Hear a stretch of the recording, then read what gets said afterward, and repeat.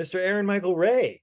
What's What up? is up? Thank you for joining me today. I'm super excited to introduce you to our audience. Everyone, this is Aaron Michael Ray, the fantastic, multi-talented, top drama school musical theater artist. Bam! How's that for a fabulous intro? You know what? I'll take it. I'll take it. Um, so funny enough, Aaron and my younger brother Andrew go back. How far back? We have known each other since we were in middle school, so at least sixth or seventh grade. That's some deep. That's deep. We're Okay. all great, You're still, yeah, like a lot of things are changing. A lot of things are changing. Middle school, high school. Mhm. So anyway, I want to let you have the floor.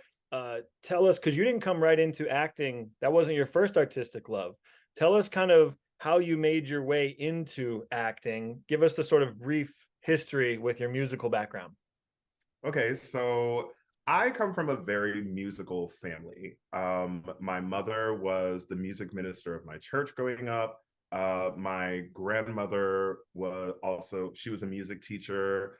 And so I have always just been surrounded by music. And I knew that that was going to be at the core of who I am, the very least, the one thing I was going to pursue. Um, Even when I didn't know exactly what that was yet, I just knew music was going to be my thing.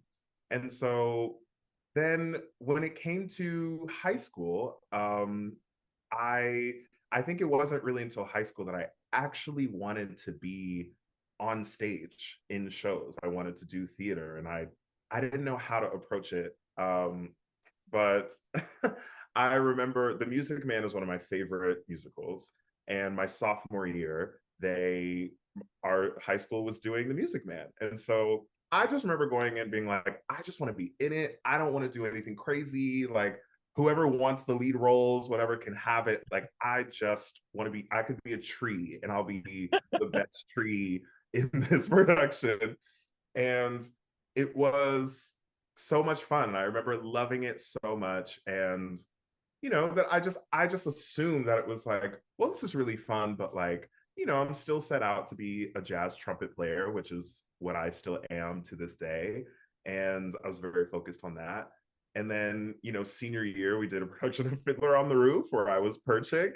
And that was the first time I played a role on stage. And I thought that that was completely out of my wheelhouse at first, but it turns out it was actually something I really enjoyed doing and just kind of dove into. Amazing. Um, So yeah, yeah. you went on to study. Tell us where and what you studied. Yeah, so I went to Berklee College of Music in Boston, not UC Berkeley, Berkeley with Right. two I was going to E. say, for those of you who don't know, Berklee College of Music, top school. Like people think North Texas is like one of the meccas of college music, which it is. And Yes. here's Aaron going like, yeah, see you North Texas. I'm going to Berklee. Right? Berklee, Juilliard. There's only a couple in the top tier of music. And so you studied.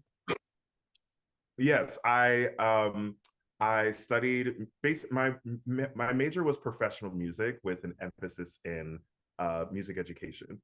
And so that was what I kind of sought out to do. I went to Berklee as a jazz trumpet player and I was like, this is what I'm going to do, and then lo and behold, my first friend group were all these musical theater people.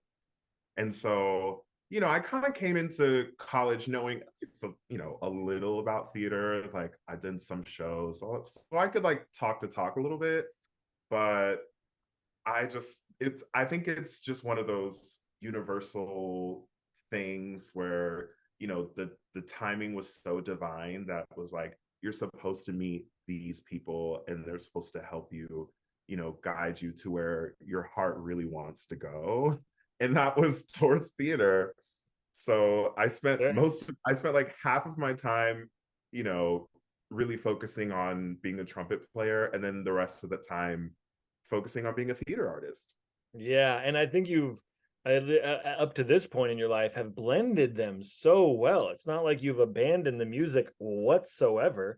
You've magically, you could talk about the project you're working on right now, but we'll try to stay as focused as we can on how you got into your musical theater program. But you've blended them in such a beautiful way and will continue to. So tell us kind of how you stumbled into this idea of auditioning for musical theater programs. When did that inspiration hit? Did you have a conversation? Was it an internal decision? Like, what was the spur that what spurred you into that journey?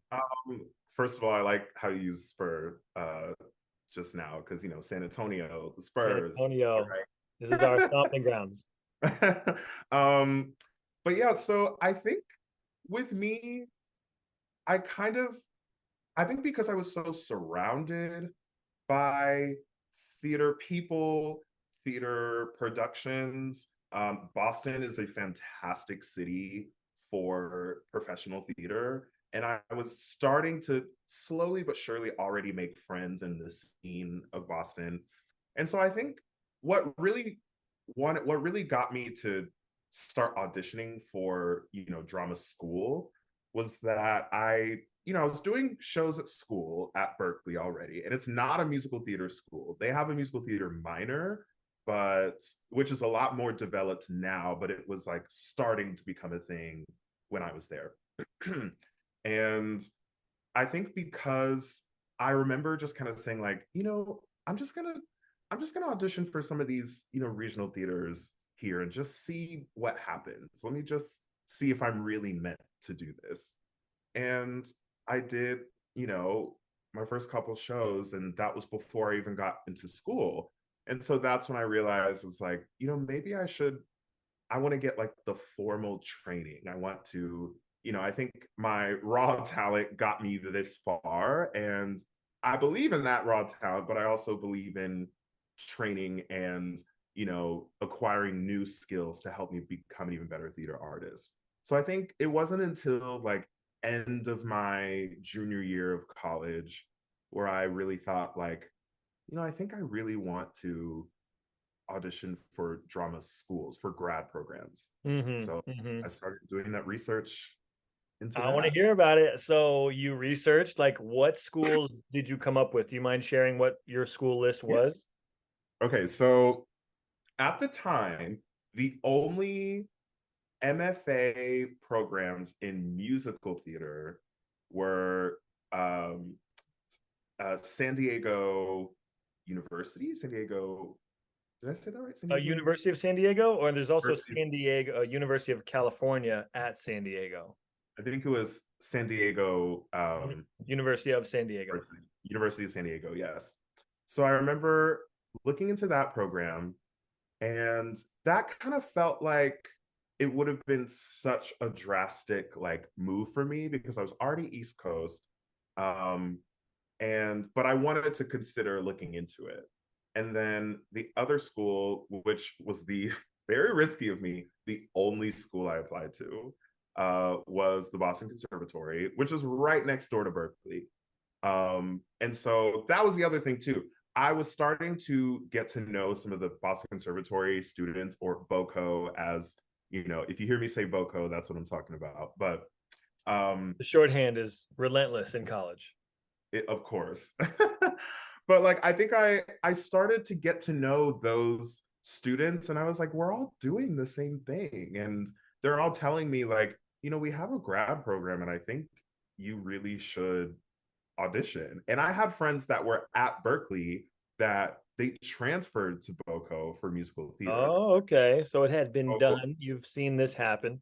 yeah, so I saw like a little bit of this transition, and one of my dearest friends who I met at my Berkeley audition ended up going there for grad school. I had two friends that I'm very close to who, after their freshman or sophomore years, then they transferred because it was just right there, and we're still close. The schools are literally neighbors, so it just their campuses just kind of blend together. So to me, I kind of thought of it as like this is a good musical theater school, and it would not be a drastic change for me at all. It would just be another place I'm going to school this year. I've found about, I have friends obviously who went to BU and folks who are working in the Boston theater scene, and it is such a tight knit community.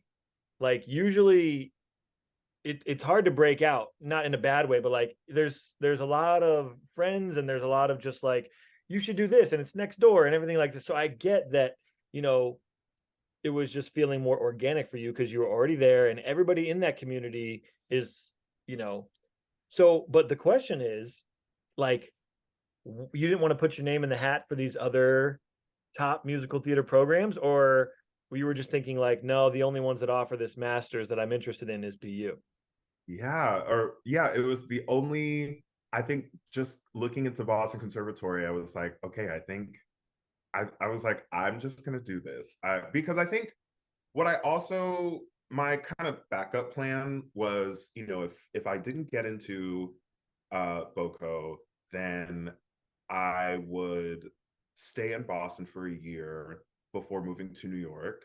And I was already starting to work in Boston. Right. So in the regional theaters there. So I was just like, I have a little bit of momentum. So I'll just stay here for like a year, maybe get my equity card if I can, you know, and then move to New York and just do the damn thing. Mm-hmm. Um, and then yeah, so I was really putting all my eggs in a Well, basket, to be honest. exactly. But you also had like some momentum professionally. And, you know, like what I would ask is now to, you know, you're familiar with the drama school landscape today, the musical theater programs that are offered today. Not the exact same situation as when you were applying. Yes. What would be on your list today? Can you think of the top musical theater? What would you say as a musical theater artist?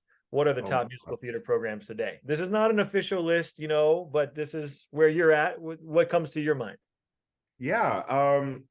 So I think the the best, you know, musical theater schools that are very, you know, well renowned. Boston Conservatory is definitely one of them. Um, University of Michigan is probably the biggest one. That's one of the top schools.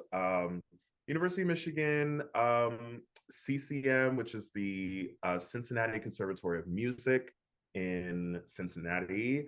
Um, what else? What else? Carnegie Mellon, their School of Drama is fantastic. Um, those are some of the big ones. Those are really the big three. There was Texas State University had a really Yeah. impressive program, but that lady, I'm gonna forget her name, but starts with a K, last name Hopkins. She left Texas State. I think she's maybe developing another program at some other college. But yeah, that was a really formidable program that came up out of nowhere and just like hit everybody. Yeah, that So was it was a really big I mean, it still is. I mean, it's still a yeah. great program. And we talked about this before, but I think it's really interesting how if I didn't go to Berkeley, I would have gone to Texas State for music education, which has a fantastic music ed program at Texas State.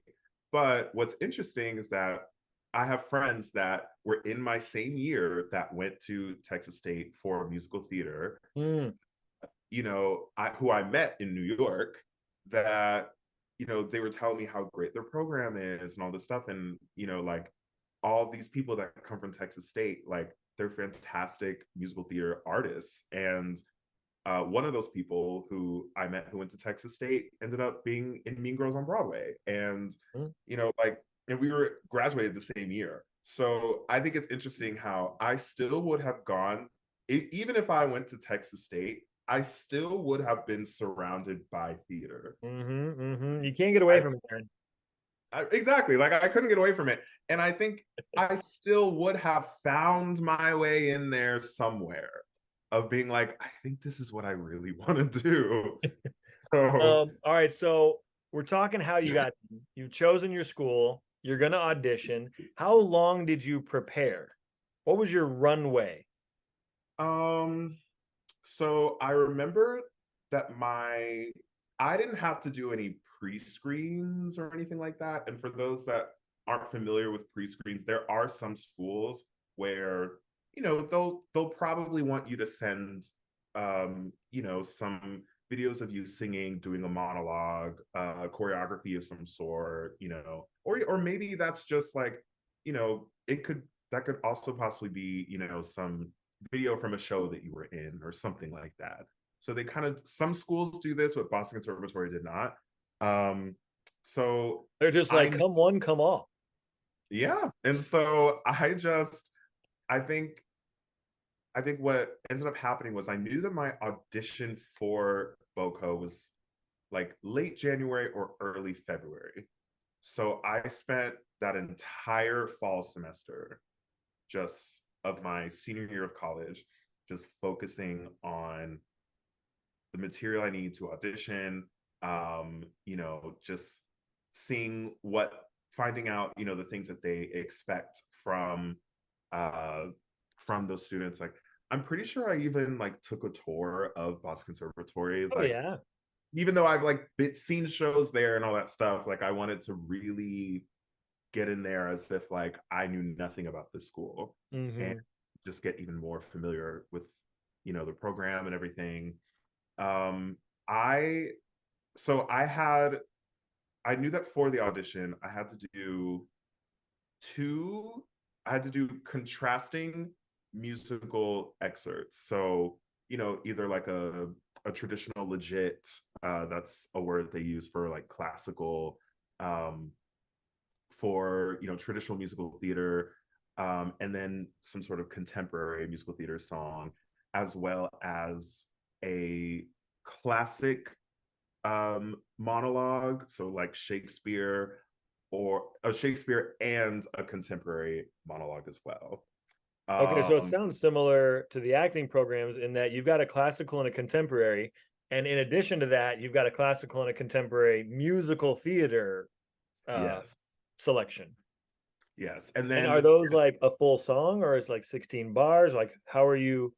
it's like, I remember it was, for the songs it was always under like 2 minutes or like a Okay, minute and a half, so it's so more like time. 32 bars or like a verse and a chorus, something like that. So I knew for sure that I was gonna, it was really just like, for me with the music selections, it's like, okay, I love singing this, I love singing this, I want to show them that I can do this, but I want to, show them I can also try to, do like legit and I can do this. And I think what helped me kind of narrow it down was, and this is something I practice to this day as a professional, is I just said, what do I love to sing? Mm. Because if you go into any audition being like, well, they're probably going to want to hear me sing this, or they probably need this kind of sound from me, or this kind of monologue, it's like, no, no, no, no, no, no. Scratch that. Go into every audition that you do for school, for, professional productions, for Broadway, for whatever you audition for. Go in singing whatever you love, because then you don't have to convince them that you like to do this. You don't have to convince them that this is something that you need to hear from me, or you don't have anything to prove. It's just, I love the term, I have nothing to prove but everything to share. Mm. And that's just kind of how every audition should be, I think. Yeah, I'm 100% in alignment with that. I mean, we talk about that all the time, and the folks that have gotten into these top schools, obviously including us, it's like we were excited to share the work. It was like, Yeah. this is a piece that, I've worked hard on and I'm excited about. We never really based it on what do we think they're gonna like. You know what I'm saying? And that says so much more about you when you're doing pieces that you love. I mean, even people who have done things that are not necessarily recommended, like, for example, writing their own piece, or Mhm. whatever, sometimes you can have a self-written piece in your back pocket and it shows more about your talent than potentially whatever. So always, like you said, choose pieces you really love, because you're going to be more excited to share. Your talent's going to be shown in a more positive light. Yeah. Yeah, and so when you go into an audition room just doing something that you love, whether it's a monologue or a song, then it's immediately going to show, it's just going to show a lot better version of you. So, Uh, Aaron, what did you love? Tell us your pieces. What did you? oh my gosh. Okay, so for the songs, To this day, this is because I'm such a jazz musician. There, okay, honestly, now that I think about this, I promise I'm gonna answer this question. But I I think because a big way I got into musical theater as well is because so many of the jazz standards that I would play in school and learn come from musicals. Totally. And once I found that out, I was like, what? Like, oh my God, my brain just exploded. I was like, this comes from this? Like, I had no idea. And there's so many standards that come from that. So I knew I wanted to do something like that for my traditional piece. So, No brainer. yeah. So at the time, and to this day, I love Edie Gourmet. She is a fantastic jazz. I think of her as like the female jazz crooner. Like she just has that like elegance in her voice that just is captivating and really she just takes in all of the jazz style. She takes all of that and just puts out this beautiful pure voice that is just stunning. Mm. And so I was listening to a lot of her at that time and there was a song that I chose which I ended up doing called Why Shouldn't I? And okay, I to be honest, I don't remember what show it's from, but I remember that I sang that song. Um, and we found like less of a jazz standard form of it. And we found like the sheet music from the musical that it came from.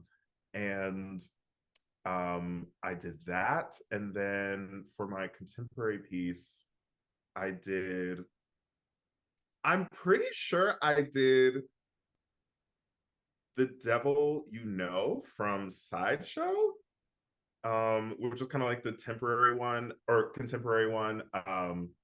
That one was a piece that like I learned for the audition, but I loved the song. Again, I was singing something that I loved, so and it was originally that role was originally done by Norm Lewis, who is a big inspiration of mine. And so those were my musical pieces that I chose. Um, and Now, the so, question, did you prepare others or did you just prepare the two because that's what was required? Did you have any backups or like ones that you came across in your research that you were like, oh, I have to also prepare this as and have it available? Or was it more just like, I'm just going to find two pieces? well, I only did two just because knowing me, if I tried to be like, well, I'll bring my rep book and I'll have all of this stuff. And, I think they wanted it to just be, they wanted you to have pre recordings of two songs. So I knew that, they just had time for those two. Got it. They're not, it's not in the I'm culture of the audition to like ask for a third song. right. Okay. And I think because this is for a drama school, that they were like, you have this amount of time and this amount of time, and that's it. Which was honestly great for me because I would have come in with like 5 songs just ready to go that they did not need, you know. But yeah, I did those 2 songs, and I also had. I'm really grateful. I had 2 people coach me um for actually no, I had 3 coaches. I was kind of doing a lot though, but it was mainly because I had 3 coaches I because had like probably had the same. I mean, I had like a main coach who I yeah, actually paid for, but like definitely two others who were, my in my peer group who I like kind of went to. yes. You know what I mean? And so I remember I asked my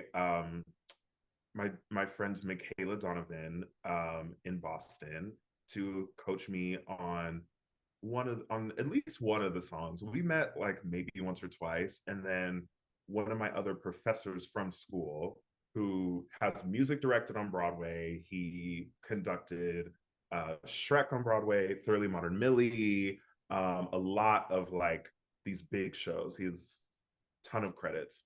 Shout out to Eric Stern. And he helped me. He helped coach me for he was like my main coach for the music, I will say. And then for my monologues, that's where I really needed help because, I'm such a musician. And at that time, I couldn't tell you any kind of plays that I was like wanting to do at that time. I think because I'm such a musician still to this day, like, at that time I was just focused on like musical theater. I just wanted to do that. Yeah, Um, naturally. but but I had an acting teacher named Rebecca Perricone at Berkeley, and she chose some monologues for me, and I'm really grateful for that because honestly I was at a great place with that because I didn't know the I didn't really know where to even start to look for monologues, and so she was just like, you need a classical text and you need a contemporary text, so try these. And to be honest, this is going to sound horrible. I do not remember the Shakespeare monologue I did. Um, I don't remember the Shakespeare monologue I did, but I remember the contemporary one, which sometimes is in my back pocket and I still use to this day. Um, Perfect. it, it's basically like a monologue.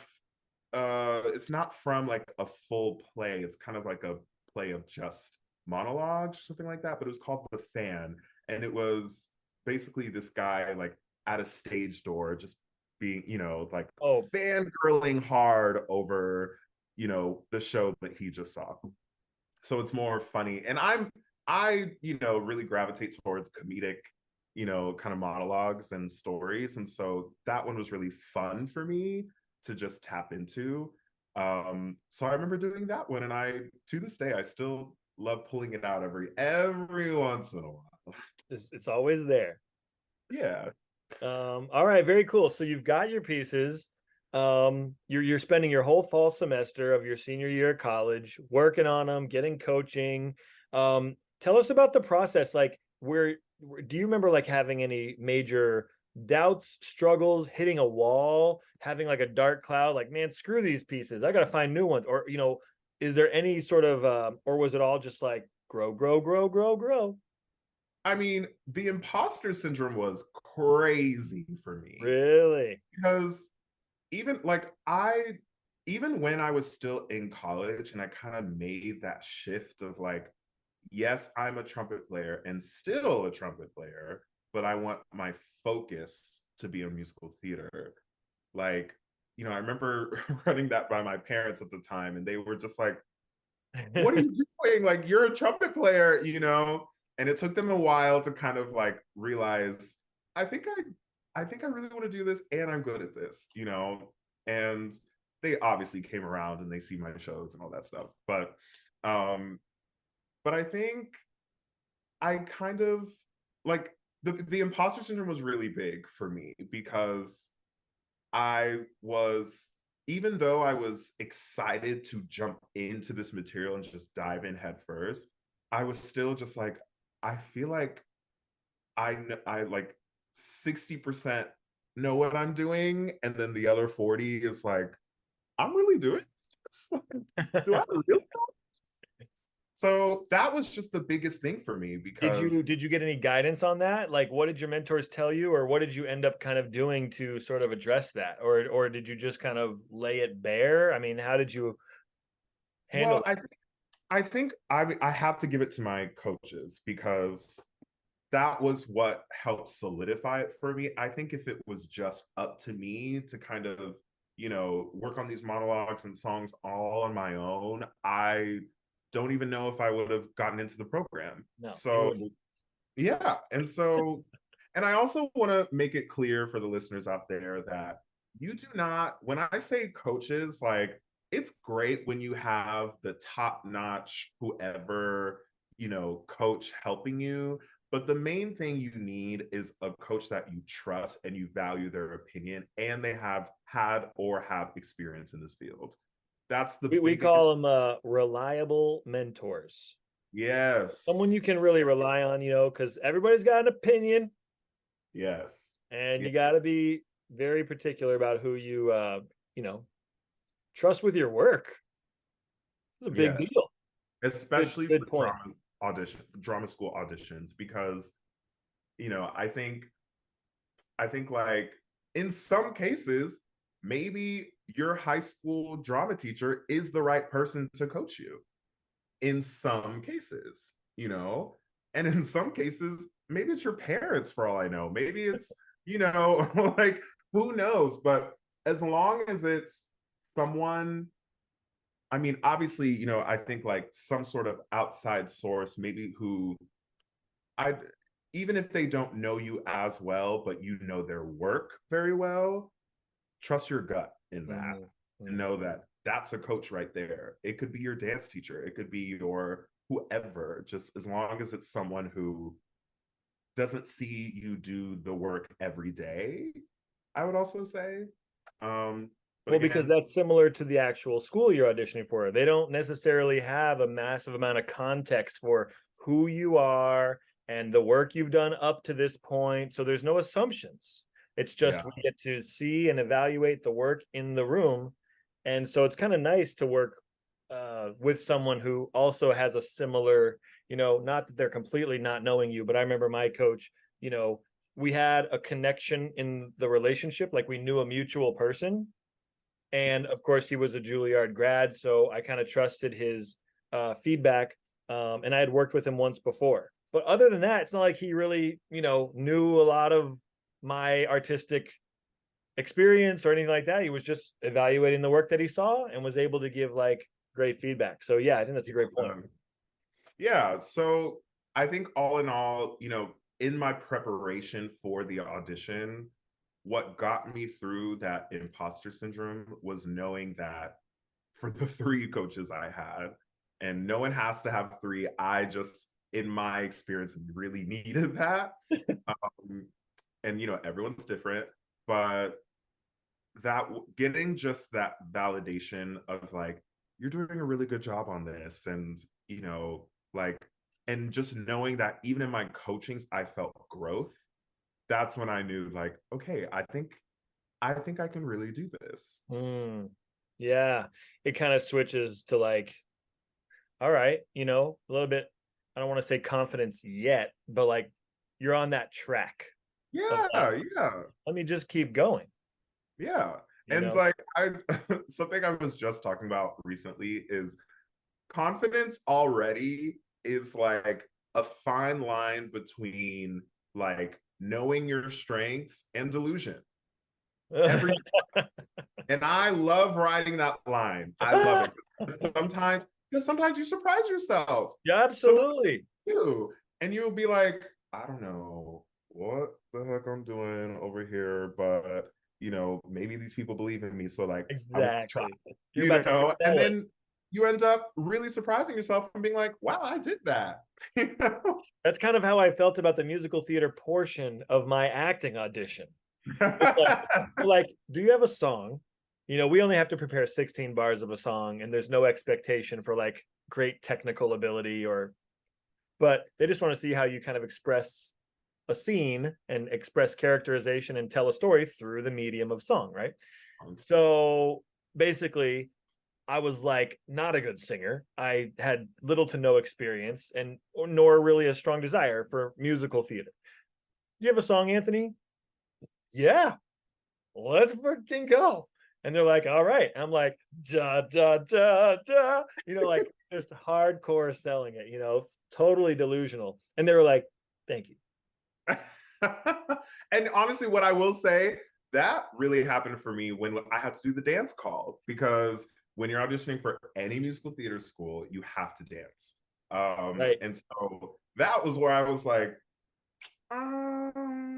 because we have to do like a ballet combination and like a musical theater jazz uh, combo. And so, I have been in shows where I've had to dance before, but in this situation, I think because Boko also has phenomenal dancers that come out of that program. Mm. So that was the only part of the audition that I was intimidated by. I was just like, I am not going to be your go-to chorus boy. And there's a time and place for that. And there's a fantastic career in that as well. And those people work all the time. but I just remember going to that dance call like, oh my God, what do I wear? Like, what do I, how do I do this? But thankfully, I think what helped was the dance teacher that taught the combination. She was really, really big on telling the story through dance and through movement. And I still to this day remember that combination or just the storyline of the combination because she would say like you're starting here and your porter bra opens up and you're at Cinderella's ball or because we did the combination was to like the Cinderella waltz from the revival of Cinderella and like as soon as you hear that big like downbeat, that's your battement, and then all the movement is taking you towards Cinderella or towards your prince or whatever that is. And then at the very end, you leap over the buffet table to finally, make your move or whatever it was. And it was so fun. It was so fun that That's I awesome. forgot that I was like auditioning. You know what I mean? It was like, Mhm. oh, it almost felt like I was taking a class, but it was just like I'm just telling this story, but through dance. And Mhm. so we did that, and then we did like a jazz combination. I think it was to like the pajama game or something like that, because I knew they were doing that show at some point when I was there. And they also wanted like just to see a little freestyle, like how you like to move or whatever. And to some people that meant, jump splits. To some people that meant like, here are my tricks and I'm going to show you flexibility and I'm going to put my leg behind my head or whatever. And Mhm. that's cool because they want to see that, or if you have the facility for those things. And I don't remember exactly what I did, but I had fun when I did it. Yeah, But I remember walking out of there being like, okay, like I actually felt good about the dance, which never happens to me. that is amazing. Yeah, that's always a tricky thing when you come out, because you have your own experience, which sometimes like is good, sometimes is bad, and Mhm. ultimately you just never know. So, did they have callbacks, or how did that work? How did you find out that you were still being in consideration? So there were no callbacks for this. So some schools do kind of do that because like, especially the ones that have like the pre-screens, they will have like callbacks in that kind of situation. Or if you go to Unifieds, I know that they do that as well. Mhm, Uh, mhm, for those who don't know, Unifieds is kind of like it's they have it in very like big cities, like central locations across the states where you know a bunch of musical theater departments from the schools you want to audition for. They're all in one place. And mhm. so you audition for all of those schools at once. And I think they do have callback processes for that. But since I auditioned at the school, it was just a full day of auditioning. And wow. And so is there a lot of people? Um, There'd be a lot of people, or did they kind of evaluate your application and then invite you to come audition, or was it really just if you pay the application fee, you're coming? yeah, if you pay the application fee and you choose to audition at the school, Right, right, right. then come on in, set a I'm time. all in. Yeah. And You probably so, saw a wide diversity of skill. oh yes, because obviously when you're doing your songs and your monologues and stuff, that's a private audition. Like it was me, the head of theater department, and one of the voice faculty members of the school. And so I remember just doing that. And then the dance call was like later that day. And that's when you saw other people auditioning as well. And one of those people to this day is one of my dearest friends. Oh, And he lives in New York too. We're all doing the damn thing, so he's a fabulous dancer. He was the one I was telling you about who did a jump split in our dance call when freestyle because that's what he does. He came from a dance background, so you want to you know call him out? You want to call him out? yes, his name is Adam Weiner. I love him Oh, snap. deeply. Um, I, he'll love me for this. But yeah, so that was, to this day, that's one of my first impressions of him, because he was auditioning for BFA and I was auditioning for the MFA program. And I remember seeing him at the dance call being like, yo, that boy killed the dance call. Like, he's clearly a dancer. And then I think it wasn't until like the end of my first semester at Boco where I like ran into him at school and I was like, oh, you're here. You got in. I remember you. So That's ever awesome. since then, we just have been close friends ever since.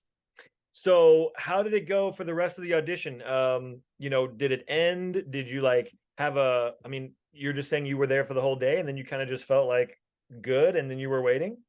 Yeah. So Was for there the any rest of feedback like from the actual faculty? Did you get any hints from them, or how did they work with your did was there any information you kind of got other than just doing the actual audition? what's funny is honestly not really. Like, Or just I like do it and go?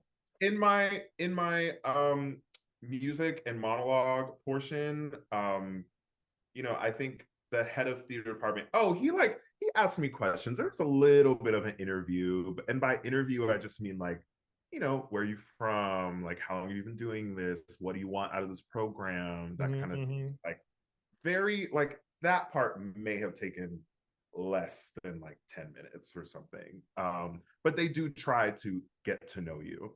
And that was the only time that I really like got any kind of feedback, if anything, which really was more of just a conversation. But after the dance call, like, it was just like, okay, this group can go out. And then I feel like there was another group that came right in. So it was just like, off you go. Mm-hmm. And that was the whole day. Like, that was the whole audition. And it was a very stacked day of like, gotta do this, gotta do this.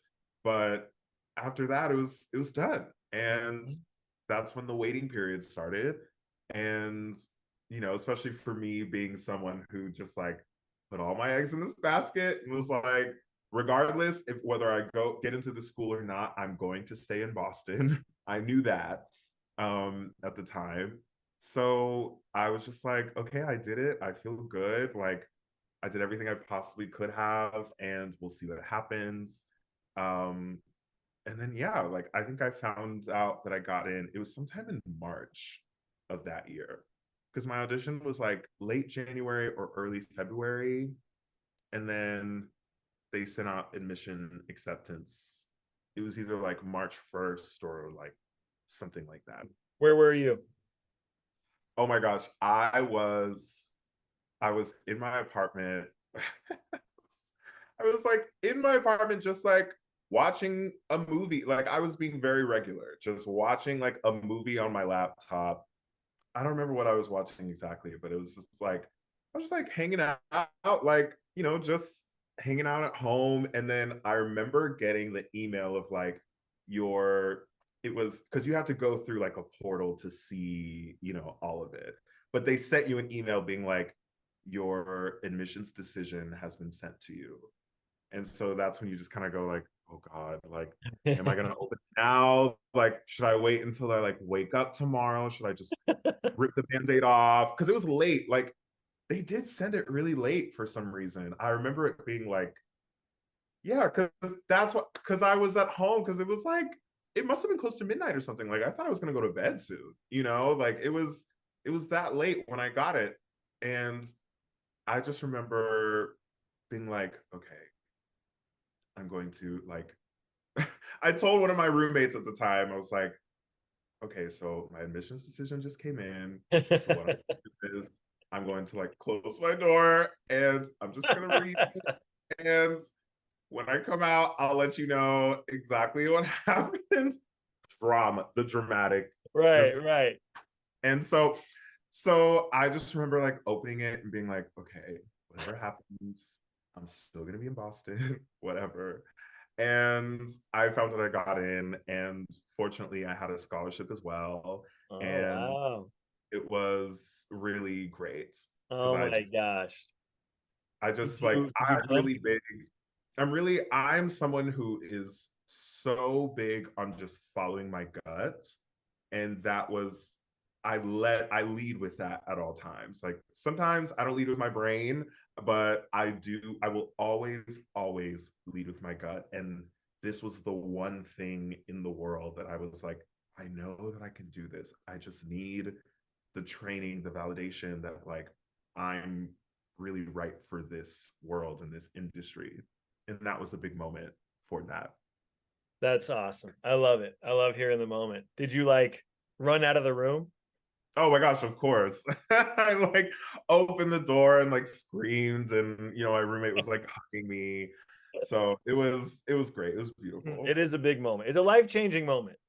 It is. You literally change. You're kind of like, oh, I guess I'm gonna go do this right now. Yeah. And Like the next 4 years or whatever it is, three, whatever. It's like that's what I'm doing for the next, chapter. yeah, So it's a big deal. it is. So cool, so cool. I love learning about all this. Our audience. What would you say to them besides what all this gold you've already shared? Um, for musical theater, what is something that you would, you know, share to the folks who are really hungry for musical theater programs, and again may have imposter syndrome or may have whatever some of the different things that you know about? What's some wisdom you would share? I would just say if you know deep down in your heart that you want to do this, then absolutely go do it. And don't be afraid to crash and burn, um, because no matter how no matter how many accolades or credits or whatever you get in your career in this, you're always going to have a crash and burn moment. You're always going to have a bad audition. You're always going to have a performance where you're like, I wasn't fully present tonight or whatever, because that happens and it is what it is. Absolutely. But if you know that this is something you want to do, and no one has to convince you to do it, and no one has to tell you like, you know like, well, maybe you should try this, like if you know deep down that this is like something that you're interested in and want to be involved in, go do it. That's Such the great. biggest. Yeah, so great.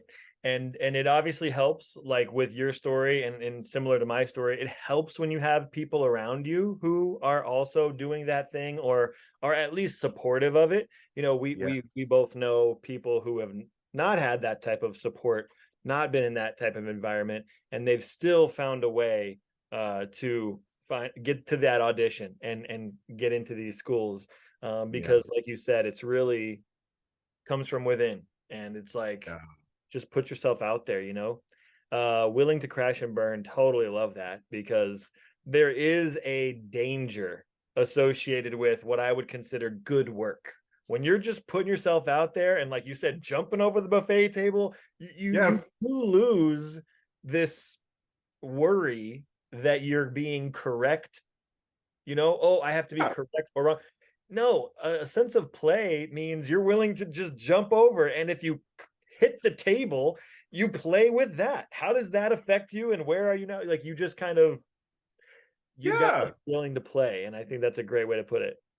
Yeah. That is so it right there too, because people the people that you audition for always want to see that you can just play, and that it's always better to like almost do too much so that they can reel you back in versus like trying to pull something out of you, that maybe you're not ready to access. Right. But Yeah. go in with this element of like not being afraid to look stupid, Right. because some of the best work that we do has us looking like a damn fool. Like that's part of it, That's the especially. scene. They're not going to write a scene about a safe moment. They're going to write the scene about Oh, that moment that is so outside of the norm.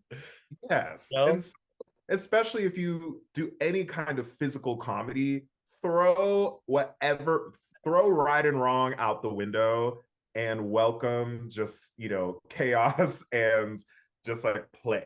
Because that's where when we think about, I think the biggest thing of why we call it, just finding where the play is because, your rehearsal room is your playground.